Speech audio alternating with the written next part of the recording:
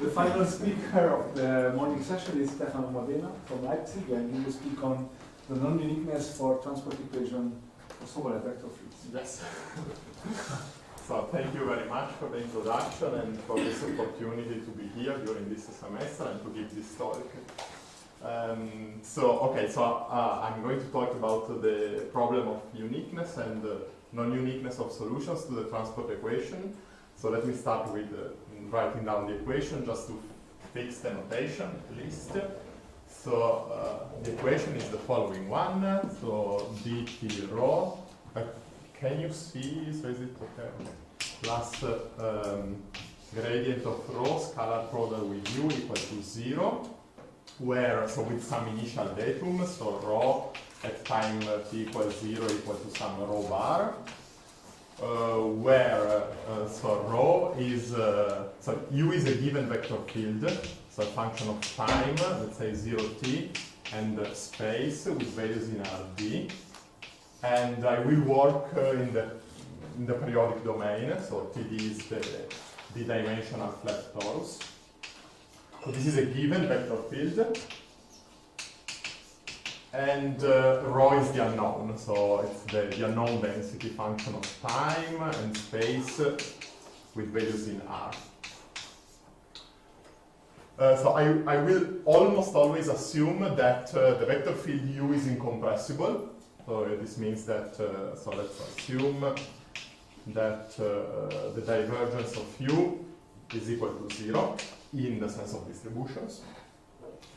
And okay, it's very well known that under this condition, this transport equation is equivalent to another well-known equation, which is the continuity equation that reads dt rho plus divergence of rho u equal to 0. Okay, so it is well known that in the smooth setting, so when the vector field u is at least Lipschitz continuous in space, there is a strong connection between the PDE and the ODE associated to u. So you can solve the PDE using essentially the method of characteristics. So we can consider the ODE associated to u, which I will write in the form x dot of t x equal to u of t, capital X of tx, and so x at time 0 in the point x is the x. So this is the initial datum. So for every starting point I have the solution to the ODE. This gives me a flow of trajectories, and I can use this flow to solve the transport equation or the continuity equation. So the solution to the transport equation is then given implicitly by very well-known formula rho of t capital X equal to the initial datum rho bar in X. So rho is constant along characteristics. Now this works pretty well in the smooth setting, but of course there is a huge amount of problems, of situations where you need to deal with a non-smooth vector field, so a vector field which is less than Lipschitz, say Sobolev or VV, or even less than Lipschitz, so even less than Lipschitz. And it is thus interesting to ask what happens in this weaker situation. And the first problem is to state the question, so to state the well-posedness question. There are several ways to do that. And I present one possible way to state the well-posedness question for the weak problem. So, well-posedness for the weak problem.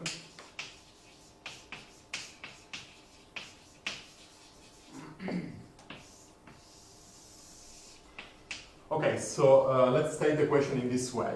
We fix an exponent p between 1 and infinity, and I will denote by p prime its dual holder, so 1 over p plus 1 over p prime equal to 1. And now we ask two questions. The first one is the following. So do existence and uniqueness of solutions hold in the class of densities let's write it here. So in the class of densities rho, which are bounded in time with values in LP in space for a given vector field which is L1 in time with values in LP prime in space. So this is the first question. I fix P. I have a vector field which is in this class, so L1 in time with values in LP prime in space, and I look for solutions in this class. Now the choice of those classes is motivated by the following facts. So first of all, for smooth solutions to the transport equation, it's pretty easy to see from this formula, for instance, that every LP norm is preserved in time if the vector field is incompressible. So every LP norm is preserved in time. So it's natural to look also in the weak setting for solutions whose LP norm, if not constant, at least stays bounded in time, uniformly bounded in time. And then once the class for densities is fixed, this is the natural choice for the vector field because this is the dual class. So in this way, rho times u is a function, is well defined as a function in L1. And therefore, if we look at this continuity equation formulation, we can define solutions in the sense of distributions. So, okay. So this is the first question, existence and uniqueness in these classes. And then the second question is the following. So is the relation, so let's call star this relation, this method of characteristics, say. So is this relation star still valid in some sense?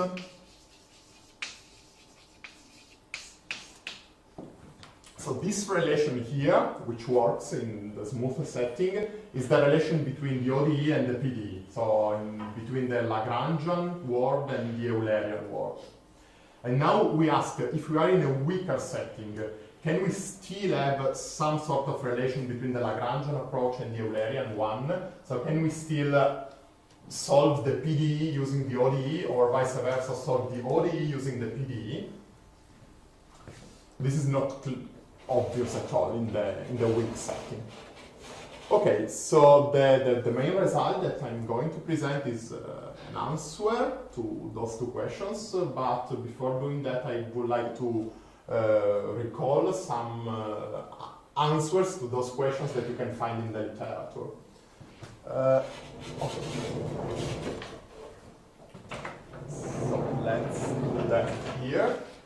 Okay, so first of all, we can forget about the problem of existence of weak solutions because the equation is linear and therefore you can just regularize the equation and take a sequence of smooth approximations, and then this uniform bound provides a weakly converging subsequence. And since the equation is linear, the limit is still a solution to the equation, a weak solution.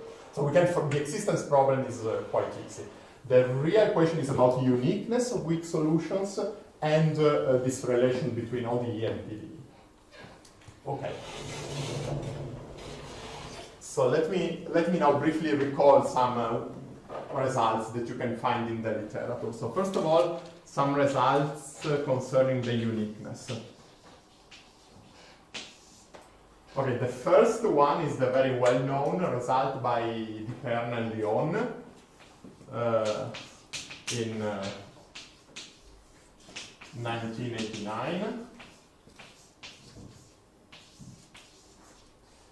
when they proved that that uniqueness holds if the vector field U is not only in LP prime but in the Sobolev space L1 in time W1 P prime. So uniqueness holds in the class of LP densities if the vector field, if the derivative of the vector field is in LP prime, in the dual Hölder space, to the one in which I'm looking for densities.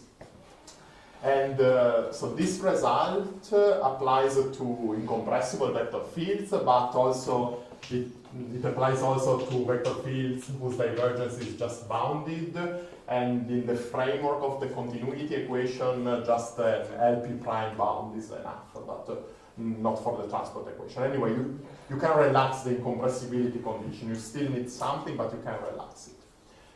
Okay, so the proof of DiPerna and Lions is based on the following argument. So you take the equation, let's consider the equation in the divergence form. So you take the equation, you regularize the equation. So we define rho epsilon as the regularization of the solution rho, phi epsilon is some modification kernel, and we regularize the vector field as well.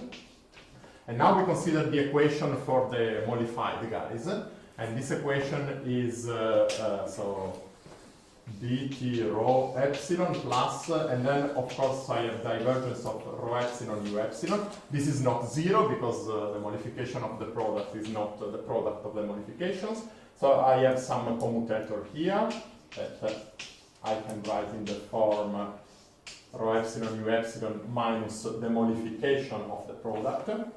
And now, so they can show uniqueness. So you can show uniqueness if this commutator converges strongly to zero as epsilon goes to zero. And now so with some algebra, you can show that this commutator has essentially the following form. So it's a product of the density times the gradient of the vector field. And for that reason, so looking at this form of the commutator, you can guess why you need this Sobolev bound, because I'm looking for uniqueness in the class of LP densities, so rho epsilon has a bound in LP, and now if I have a vector field which is in W1P prime, I have a bound in LP prime for this gradient of the vector field. So this product is in L1, and actually you can show that it converges strongly in L1 to 0 as epsilon goes to 0. But you really need this duality between the integrability of the density and the integrability of the vector field. So in some sense, we can say, very roughly speaking, we can say that we can show uniqueness. So we have a vector field which is Sobolev. So we can imagine that this vector field is Lipschitz-like on a very large set, and then there is just a very small bad set where this gradient is very large.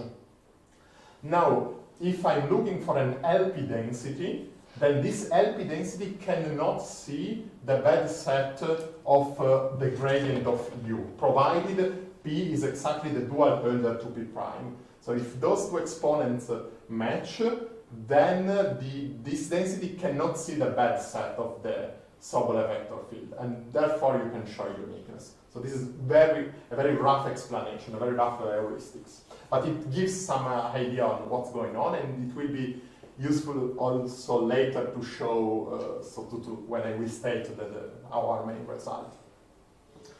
Okay, so this is DiPerna and Lions, and this theorem was extended later by Luigi Ambrosio in 2004, when he showed that in the class of bounded densities, which means P equal to infinity in our framework, so in the class of bounded densities, you can show uniqueness if the vector field is just L1 in time and BV in space. And once again, you can relax the incompressibility, so you can assume that the divergence is just a bounded function or even less. So quite recently, it was shown by Stefano Bianchini and Paolo Bonicato that you can assume that U is just nearly incompressible. I don't want to give a definition, but it's somehow the natural relaxation of this condition in the framework of BV vector fields. So you still need something on the divergence, but you can relax this condition further. Once again, also in this case, the proof uses some commutator estimate, and once again we have a vector field which is BV, so we have a bound on the derivative. It's a measure, but we have some bound on the derivative, and we are looking for a bounded density. So once again, this duality between bounded density and a measure, in this case, plays a crucial role to show uniqueness. Okay. So one more observation concerning those results, it's the following. So, so we are also interested in understanding this relation between ODE and PDE. And well, it turns out that as a general principle, we can make this remark that whenever we can show uniqueness in the in the class of bounded densities. So if you have uniqueness in the class of bounded densities for the PDE, let's say uniqueness for the PDE in the class of bounded densities, then this somehow translates into a uniqueness result for the ODE in a suitable sense, which is the notion of regular Lagrangian flow. Again, this is a notion I'm not going to introduce, but it's somehow the good notion of solutions for the ODE in this weaker setting. What I want to stress is this general principle. So uniqueness in the class of bounded densities for the PDE implies uniqueness for the ODE. So this relation, and also this relation star is still valid. So you can represent the solutions to the PDE as the solution transported by the regular Lagrangian flow.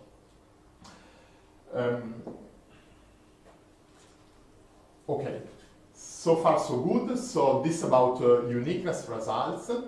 And now let me briefly mention some counterexamples to uniqueness that are present in the literature, so some counterexamples. Now, as I have already mentioned, in all these uniqueness results, we always have two conditions. The first one is a bound on a derivative, so either Sobolev or BV, but so we have some bound on the derivative of the vector field.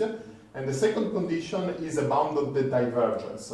So either 0 or infinity, or as I mentioned, nearly incompressible. So still some condition on the rate of compressibility of the vector field. Then all the non-uniqueness counterexamples that you can find are based on the failure of one of those two mechanisms. So for instance, we have counterexamples of, so we have vector fields which are Sobolev, so let's say W1T, but the divergence is not bounded. And then, so there is already in the paper of DiPerna and Lions a result, then you can show non-uniqueness in this framework because the vector field somehow is too compressible. Or, in the other case, we can have counterexamples for vector fields which are incompressible, so very nice from this point of view, but they are not Sobolev, so they don't have a bound on the derivative.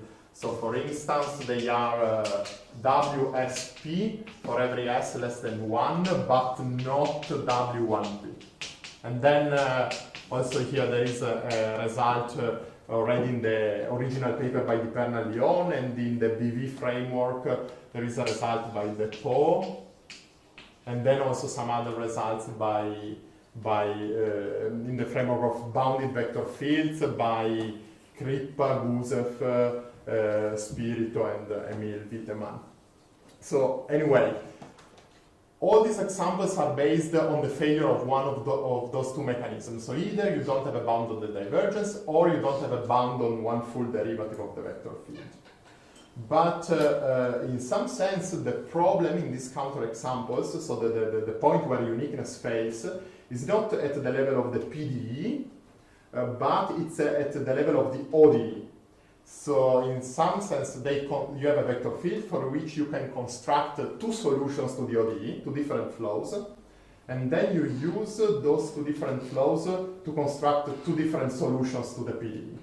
So we can say that the problem here is at the Lagrangian level. So these are examples of, we can say, a degeneration of the Lagrangian flow.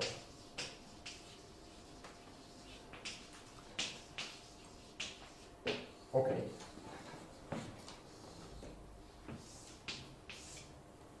Okay, so from this overview on results, we see that there is at least one question which is left open, and it's the following. So assume that so fix an exponent p between 1 and infinity. Now I'm not assuming p equal infinity, but I will comment later on this range of exponents. So we fix an exponent and we ask, so what happens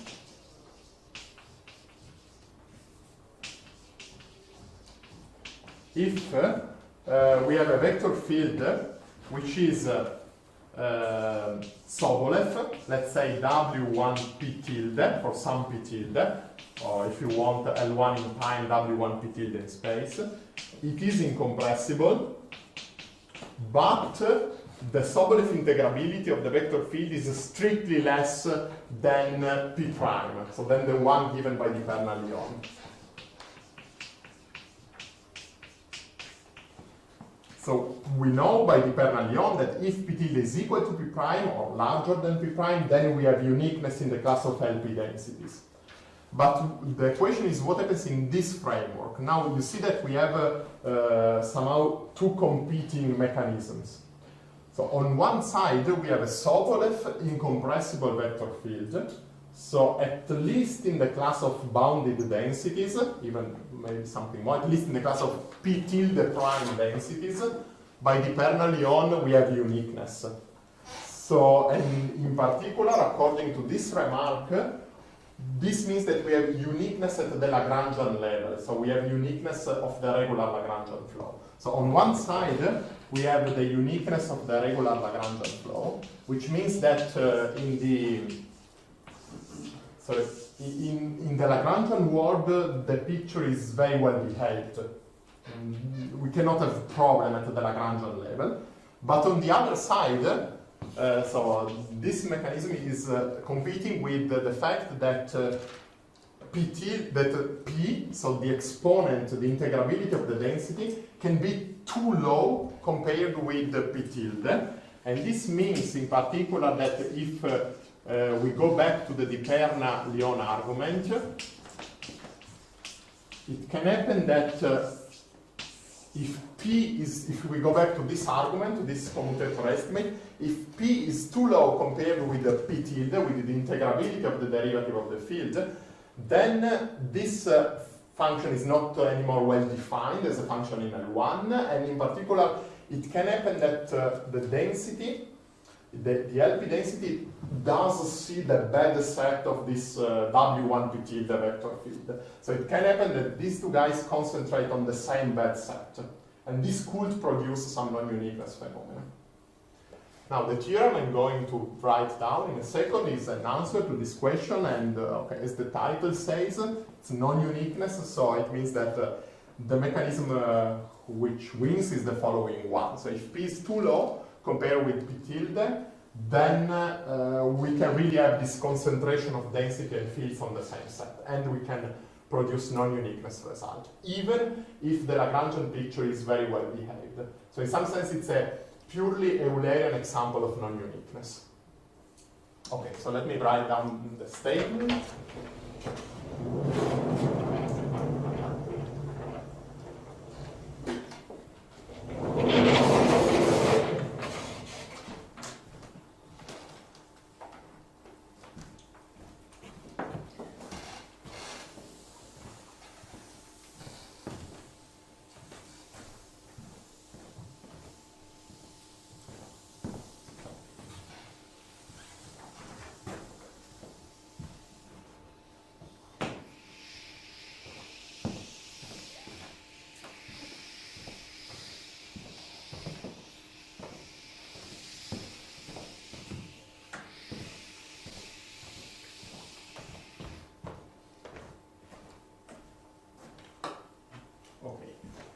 So, okay, theorem, and this is a theorem that I got in collaboration with Gabriel Sattig, who is here in the audience, I think.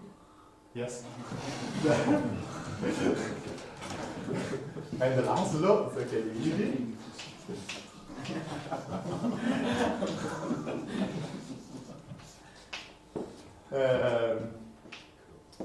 Okay, so the theorem is the following. So we take two exponents, P and P tilde. So let P in 1 infinity. I will comment in a second on the range.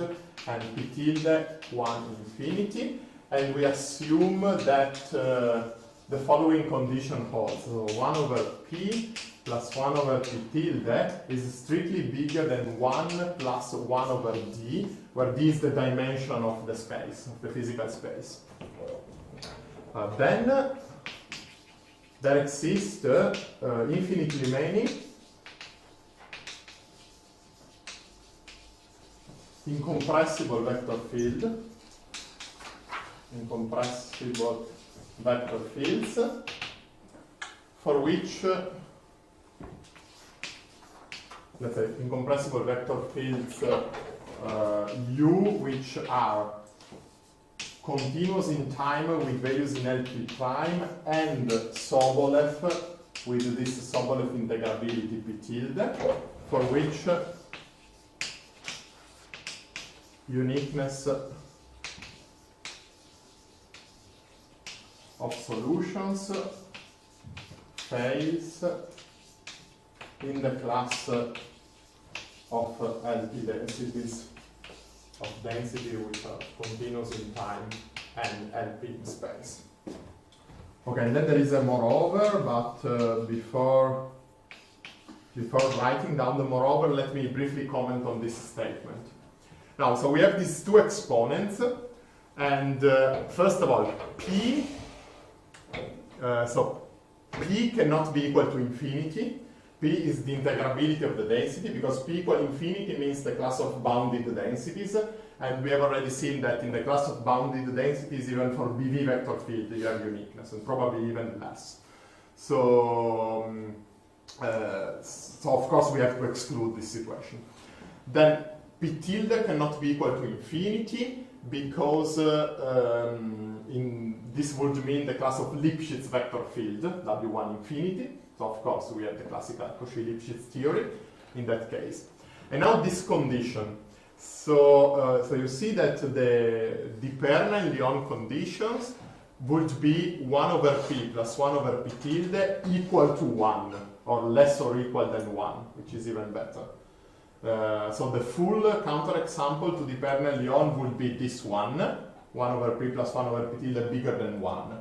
But we cannot do that. What we can show is that non-uniqueness holds if this sort of stronger condition is satisfied. So this duality has to be bigger than 1 plus 1 over the dimension of the space. So if the dimension is sufficiently large for d going to infinity, you can make this number as close as you want to 1. So in some sense, DiPerna and Lions is optimal in this sense, but there is still this parameter depending on the dimension.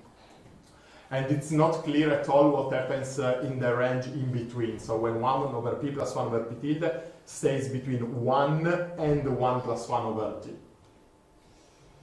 Okay, and then, okay, so the statement says that you can find many vector fields which are incompressible. So we are not in that class of counterexamples, the first one that I brought there, where you have Sobolev vector field but with an unbounded divergence. They are really incompressible. And they are Sobolev, with this Sobolev regularity P tilde. And moreover, I specified that they are in LP prime, because under this condition, this doesn't follow from the Sobolev embedding. So you really need to show that the vector field is in LP prime, so in the dual class to the density, so that the notion of distributional solutions makes sense and so on. But you really need to specify that, because it doesn't follow from the Sobolev embedding. And then, okay, you can show non-uniqueness in the class of LP densities for this fixed P. Okay, then, so as I said, there are two moreovers. So the first one is the following. If P is equal to 1, so if we are looking at the class of L1 densities, which means that the first part of the statement would give a bounded vector field, P prime is infinity, so it would be a bounded vector field, then actually we can show that our vector fields are really continuous in the classical sense in time and space. And this somehow, okay, on one side answers a sort of conjecture of questions which was raised in the community working on the transport equation, which was whether the continuity of the vector field or the boundedness of the vector field together with some incompressibility and Sobolev regularity could help for uniqueness. And we show that this is not the case. So you can even have non-uniqueness even if the vector field is continuous. And let me also stress that in this case, the trajectories of the regular Lagrangian flow, so the solutions to the ODE, are really C1 trajectories, so really classical trajectories, because the vector field is continuous. So they are really, so the Lagrangian picture is very well behaved. And you can even show that they are as short as you want. So essentially the particles are almost not moving. But nevertheless, in the Eulerian world, things get completely destroyed, and you have these non-uniqueness examples. So can you remind me why we have uniqueness here? It's only a continuous vector field, so the Lagrangian flows don't have a unique. You have a unique Lagrangian flow. No, I mean it's continuous and Sobolev. So you still have this. This is an additional. Since you pointed out, so this condition in this framework, so if p is equal to 1, then you have that this condition is just p tilde less than d. So you have a Sobolev vector field with some Sobolev regularity p tilde less than d. And there is a recent result by Laura Caravenne and Gianluca Crippa, when they show that if p tilde is bigger than d, so in the opposite framework, and in addition, which implies the continuity by the Sobolev embedding, and if in addition a sort of technical condition on the trajectories hold, which is what they call uniqueness of forward backward characteristics, but I don't want to give a precise definition. It's a condition on the curves, on the characteristics. So if you have p tilde bigger than d and this additional condition, then you can show uniqueness in the class of L1 densities. So we really don't know if this technical condition on the characteristics is strong or not, but let's say that we can drop it, then this would mean that this result is optimal. So in the opposite framework, we have really uniqueness. Maybe a comment on your question. So, I mean, there is a difference between having a unique Lagrangian flow and having unique trajectories. This vector field probably doesn't have unique trajectories. Yes. And actually, it's not clear to me, even if you have almost everywhere uniqueness of trajectories. In the opposite, in p tilde bigger than d, you have this almost everywhere. It's shown in this paper by Crippa and Caravenne. But in this framework, it's not clear if you have almost everywhere. Okay, so and then the second, moreover, is that the same kind of non-uniqueness result applies. So the same result applies to the transport diffusion equation. So dt rho plus divergence of rho u equal to Laplacian of rho. And now, okay, so if we take this equation, then usually this Laplacian, this diffusion term, helps to regularize the equation and to have uniqueness. So you can write down the energy estimate for this equation, and since the equation is linear, the energy estimate gives you uniqueness, at least in the energy space, for densities in the energy space. So in this equation you have these terms which plays for uniqueness, for regularity, and these terms, the transport term, which plays against, so which plays for mixing. So there is this competition between the two, and what essentially, okay, this to be precise, so this holds if in addition the integrability p prime of the vector field is less than the dimension of the space. So you can write down the energy estimate and prove uniqueness if the vector field is bounded. What we are claiming is that if we are far away, sufficiently far away from being bounded, so if p prime is less than the dimension, then this mixing given by the transport term is winning, and you can show the same kind of non-uniqueness. And you can even put a higher order diffusion term, as high as you want, so you can play a lot with these exponents. Okay, so this is the statement of the theorem, and now in the time which is left, I would like to give some ideas of the proof, not, of course not a full proof, but at least some ideas how this theorem is proven.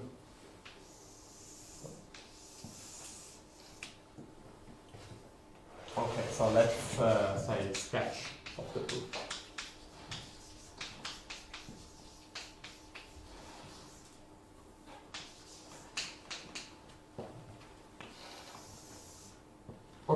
So the basic idea is that we want this DiPerna and Lions argument to fail. So we want to concentrate the density in the same bed set where the gradient of U is very large. So this is somehow the final picture that we have in mind. This is done by a convex integration scheme, as you probably guessed, because there is this infinitely many. So usually there is. So this is given by this sort of H principle. So so we do that by so we want to concentrate. Let's say concentrate rho and the derivative of U in the same set. And we do that by a convex integration scheme, which means that we construct a sequence of approximate solution. Let's say so rho Q UQ sequence of approximate solutions.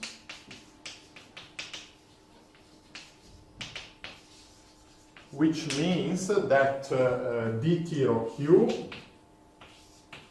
plus the divergence of rho Q UQ is not zero. They are not exact solutions, but there is some error, which I write in the form, okay, this particular form minus divergence of capital RQ, where capital RQ is a vector field. So it's an error which I want to write in this form for some reason.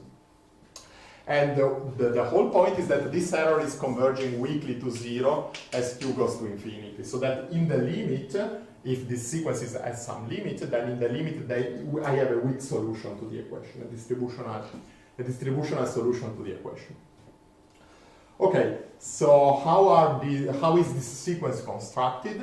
Well, it's done by recursion. So you assume that you have your triple UQ minus 1, UQ minus 1, and capital RQ minus 1, solving this equation, and you want to construct rho Q, UQ, and RQ.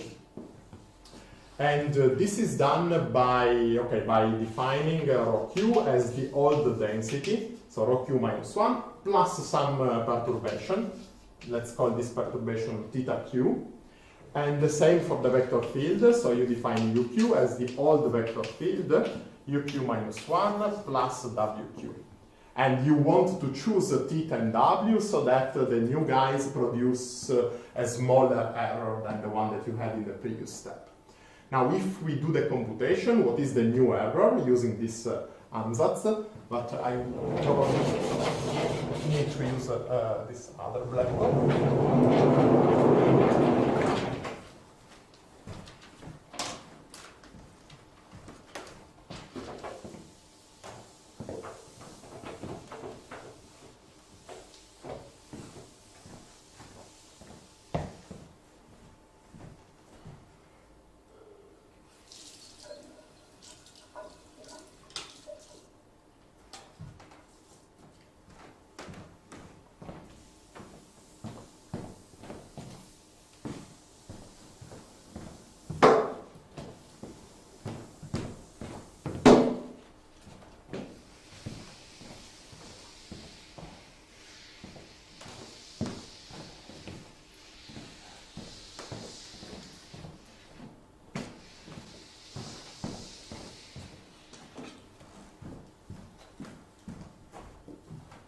Okay, so we want to define this theta and W so that the new error produced by rho Q and UQ is smaller than the RQ minus 1. So let's use this ansatz and let's compute what is this new error. So I compute what is dt rho Q plus the divergence of rho Q UQ.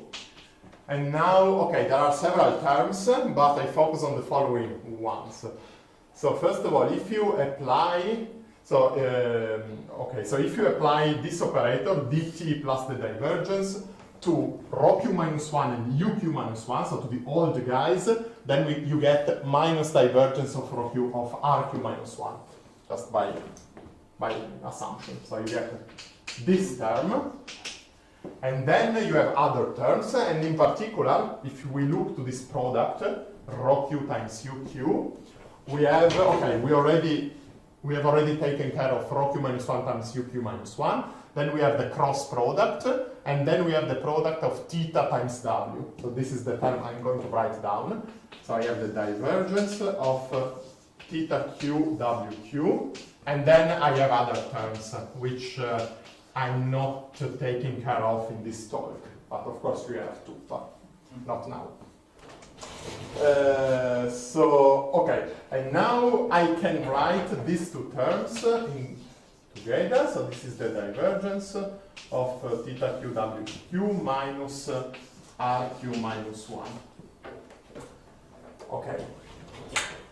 And now the sort of basic idea of the convex integration as it was applied in the framework of the Euler equation by Laszlo and Camillo De Lellis and several other authors is to choose theta and w in such a way that you can write this term, so in such a way that this product cancels the old error, and in particular you want to write this divergence as the product of two functions, so some function f of x times some other function g of lambda x, where lambda is a very large natural number, so lambda is a natural number, very large, and g is a function with zero mean value.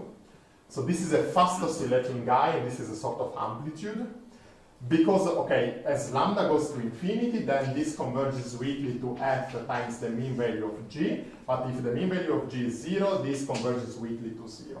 So if we are able to write this term in this way, we can choose some lambda q, we are at step q, so we choose some lambda q sufficiently large so that this error is as small as we want in a weak sense, and this translates in the fact that we can write it as the divergence of some rq, where rq is so strongly small, but this is not really important now. So it's important that if we are able to write this term in this way, then we get something which is small. So we can reduce the error. We can produce an RQ which is smaller than the RQ minus 1. Okay, now how is this done? Okay, so this is done in the following way. So we have here, so we want fast oscillations. So we make this ansatz. So we define this theta q. So this is RQ minus 1 plus, and then this theta q will be something of the form, some amplitude depending on the old error, which is the one I want to cancel here, times a fast oscillating fixed profile, so some capital theta of lambda q x, and then I do the same for the velocity, so uq minus 1, this perturbation wq is defined as some amplitude b, depending on rq minus 1, times some fixed profile capital W of lambda q x. Now you have to choose we have to choose A, B, capital theta and capital W, and I'm not going to explain how. Essentially, these capital theta and capital W are chosen to be Mikado functions, as it was done in the framework of the Euler equation. So stationary solution to the equation, essentially with the compact support, let's say, more or less. So you use this ansatz, and if you are, say, smart enough, you can choose A, B, theta, and W so that you can do this trick. So you can write down this divergence in this way. So this product really cancels the old error. Okay. But now comes, so this is the convex integration. So you can do the same for Euler. This is what was done essentially for Euler. Okay, but now comes the problem in our framework, because we want to get a Sobolev vector field. So we want to get a bound on one full derivative of the vector field. And you see that, so it means that we have to bound the derivative of this perturbation to have a convergent sequence. And if I compute what is now this derivative, so if I compute what is this derivative, so derivative of uq minus derivative of uq minus 1, this is the guy I want to estimate, and I want to show that it's small. then okay, the derivative can fall either on B or on W. Of course, the worst case is when it falls on W, because I have this fast oscillation. So I'm just writing down that term. So this is approximately lambda Q when I take the derivative of W, and then I have this amplitude D of RQ minus 1, and then I have the derivative of my fixed profile W in lambda Qx. And now we have a problem, because lambda is large and it's going to infinity, and it's this oscillation parameter that I need to choose large in order to make convex integration work. So there is essentially no hope to show that this guy is converging. So if we compare with the Euler equation and with the proof of the Onsager conjecture, in that case, essentially, the aim was to prove that the velocity field, the U, had, so let's say, 1/3 of derivative in L infinity. So Hölder 1/3 means 1/3 of derivative in L infinity. So not one full derivative, but just 1/3. And this was achieved essentially by balancing between this lambda Q, which is going to infinity, and this error, which is going to 0. So if so they could show that you can balance between, you can choose this lambda and R iteratively in such a way that you can balance them, and in the end you get this bound on 1/3 of the derivative. But you cannot do the same to get one full derivative, as we want to do now. So the way to solve this issue is to play with what we call the concentration. And so, how much time do I have? 5? Yeah, maybe 2 minutes, 3 minutes. But 5 minutes. But I started. Is it late? No, I don't think so. Okay, but I think 3 minutes is enough. Okay, so we play with concentration, and this is essentially was inspired by this idea of intermittent Beltrami flow used by Tristan Buchmaster and Vlad Bicol for Navier-Stokes. So I explain what I mean by concentration with a picture.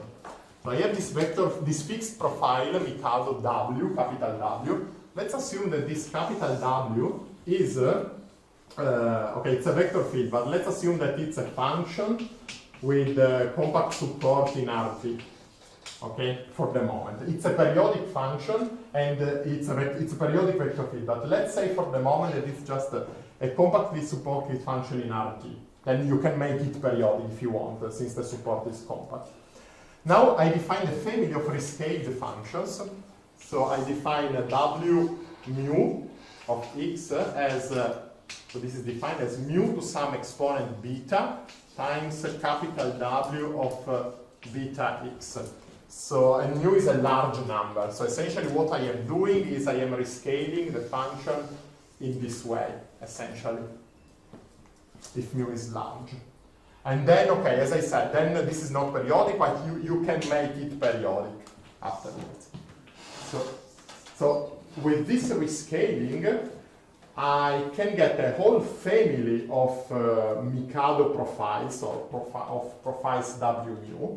And the good news is now that if we compute what is the derivative of this W mu, then this is, sorry, this is not beta, but it's mu.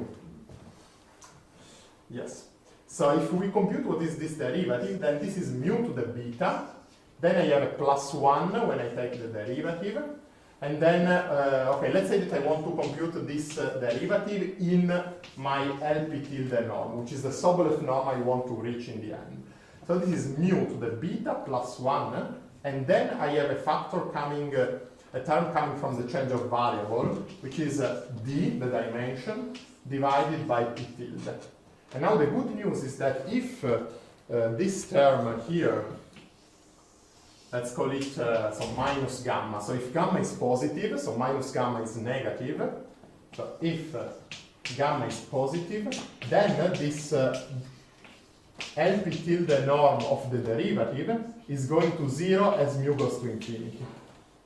And this means that I can modify now my answers here, and I can choose, instead of my W, fixed W, I pick one guy in my family, so W mu q for some mu in this family, sufficiently large. And now if I want to estimate this derivative in LP tilde, I get lambda q, and then I get the LP tilde norm here. So this is lambda q times, and then I have mu q to the minus gamma, according to this consideration here. And now you see that, okay, I needed to choose the oscillation large enough to make convex integration work, but then now the oscillation parameter is fixed. I can choose the mu q much larger than lambda q in such a way that this number becomes as small as I want. So at every step, I first fix the oscillation, and then I choose the concentration much larger so that this is essentially as small as I want. And in this way, we can get a bound on this Sobolev norm, and we can show that this sequence converges in the Sobolev norm. Then, of course, it's not. There are several other considerations one has to do. For instance, that you have also to concentrate theta mu q, and you have to balance between the concentration of theta and the concentration of w. And this balancing gives you the condition 1 over p plus 1 over p tilde bigger than 1 plus 1 over t. But you see here why the dimension comes into play. Okay, and I think I can stop here, so thank you very much for your attention.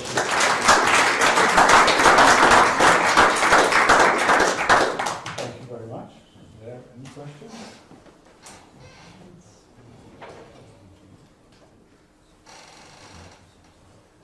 Can you somehow combine, I mean, you said for this on-site conjecture they used also that more RQ minus 1 is going to 0, so that's more this other term B RQ minus 1 is going to 0.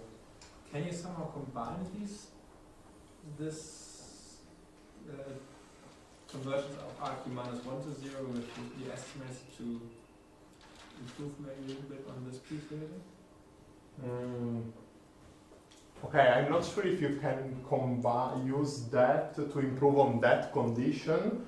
For sure, you can somehow look for, let's say, so we have this LP prime, let's say, for instance, L2, and you can ask if this is H beta for some small beta, and you can try to increase this beta. So you can, if you play with that, I think you can increase somehow this regularity, but I'm not sure about this Sobolev.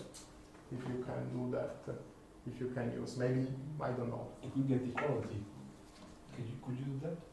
I don't think so. Because anyway, so for the equality, this gamma is 0. So anyway, you have this lambda, and this lambda is larger than, so it's not order 1. I'm not sure. Well, I mean, okay, I tried. I didn't succeed. It doesn't mean that you cannot do it. This may be naive, but could you give an example for, say, a specific choice of vector field U, some concrete instances of non-unique trajectories? Or somehow you limited to this non-constructive, these things exist, but it's difficult? This construction is, so this is a very interesting question. And so I'm really, in the sense that I'm really interested in understanding this kind of mechanism. But this construction is, I would say, purely Eulerian. So you really don't play with the characteristics. You don't care. It's a local in time construction. So these theta and w are functions which are sort of time so they depend on time, but just as a parameter. So what happens from the Lagrangian point of view, it's really not clear to me. And I would say that so the first thing I would say is that you have so you have non-uniqueness in the sense from a single point two trajectory start, so you can send some mass on one trajectory and some mass on the other one. But I cannot show you an example of that or a proof or whatever. This is just, I mean, the first explanation which comes to my mind. And then the second thing relates to this regularization. So you said that if you introduce this Laplacian, this is point 2 here, then moreover, then you still have non-uniqueness. So yes, sir. And I was thinking, what happens if you put in something like a viscosity, so Laplacian of rho t? Laplacian of rho? Laplacian of rho t. Would that, so... What is rho t? So, take a time derivative to, so Laplacian of rho t. So okay. So this is Presentation. So would that provide uniqueness then? As a first answer, I would say that you can play with the exponent, and of course we will get some more restrictive conditions, but I don't see Just wondering. an immediate constraint. But okay, so you really have to play with the exponent. So then the question is if the range of exponent that you get is somehow meaningful. Okay, so theoretically it is, but So in the non-viscous case, this is not incompatible with the uniqueness of renormalized solution, right? this is not incompatible because these solutions are not renormalized. Yeah, so in some sense, maybe the result is even more interesting in the viscous case, because in the viscous case, it's not so clear what would be a renormalized solution. Right? Because in some sense you say, well, who cares about the weak solution? Because we know that we can Yes. do the renormalized solution, but maybe for the parabolic case, it's really you're really puzzling in some sense. Yes. Thanks. What do you mean that it is not normal? What are the renormalized solutions? Sorry? What do you mean that one can construct a renormalized Well, solution? or In what sense? No, you're Well, it was your question. Well, I don't know if it's, No, but I mean the So what are the renormalized solutions? well, you can use the because implicit. formally, if rho is solution of the equation, for any function of rho will be also a solution. It's a sort of entropy Right. transition. No, but you can do it for. And therefore, you No, just no, said but that you the don't get a renormalized separate solution condition. is, I mean, that's for Right. any, sorry, for any, rho is L1, so I mean, if you compose that with the bounded function, you get an infinity function for which there is no problem. Okay, so this is just a normalized solution. And this, of course, can be written in terms of the Lagrangian maps. Yes. So in some sense, this is really an issue about the definition of good solution. However, I think it's quite remarkable that in the viscous case, because then you cannot use this argument, right? Because I don't think there is a concept of renormalized solution in the viscous paradox. There is. Is there? Yeah, you can still multiply by beta. Yeah, but then you get some extra terms, right? Yeah. But they are under control. Yeah, no, but I think so. But is are they unique? I think the conditions of uniqueness is the same as in the indices case. And so the good part of your question is that you might expect a better condition because the restriction is stronger. So that might be.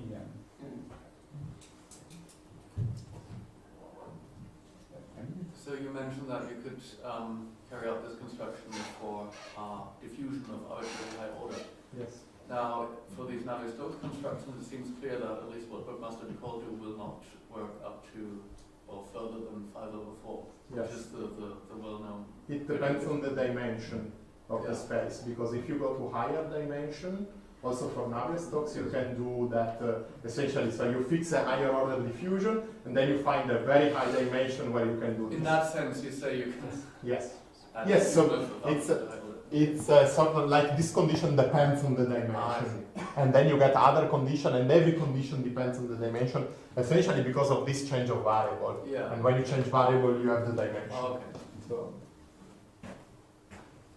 Yeah, maybe comment. I mean, this construction as well as the one of Bookmaster Nicole also works if you change the sign of the Laplacian, which is a bit crazy. But just to point out that these are really crazy solutions. Are there any more questions? Okay, so thank you very much.